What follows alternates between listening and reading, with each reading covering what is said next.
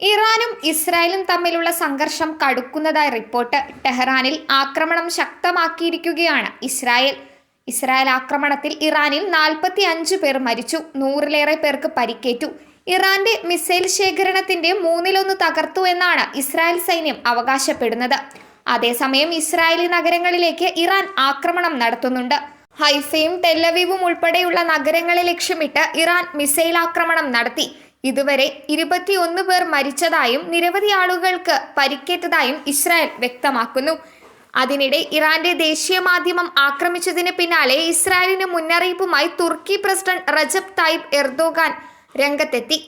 ഇപ്പോൾ ചെയ്യുന്നതിൽ ഇസ്രായേൽ ഖേദിക്കുമെന്ന് തുർക്കി പ്രസിഡന്റ് പറഞ്ഞു. ദേശീയ മാധ്യമം ആക്രമിച്ചതിന് ഇറാൻ തിരിച്ചടിക്ക് ഒരുങ്ങുന്നതായി റിപ്പോർട്ടുണ്ട്. ജനങ്ങൾ ടെല്ലവീവ് ഒഴിയണമെന്നാണ് ഇറാന്റെ നിർദ്ദേശം. അതേസമയം ഖമേനിക്കെതിരെ നെതന്യാഹു വിമർശനം കടുപ്പിച്ചു. ഇറാന്റെ പരമോന്നത നേതാവ് ആയത്തുള്ള അലി ഖമേനിയെ വധിക്കുന്നത് ഇസ്രായേലും ഇറാനും തമ്മിലുള്ള സംഘർഷം അവസാനിപ്പിക്കുമെന്നാണ് നെതന്യാഹു പറയുന്നത്. ഇറാനെതിരായ ഇസ്രായേലിന്റെ നിലവിലുള്ള സൈനിക നടപടികളെയും അദ്ദേഹം ന്യായീകരിച്ചു. അവ സംഘർഷം വർദ്ധിപ്പിക്കാതെ അവസാനിപ്പിക്കാനാണ് ലക്ഷ്യമിടുന്നതെന്നാണ് നെതന്യാഹു പറയുന്നത്.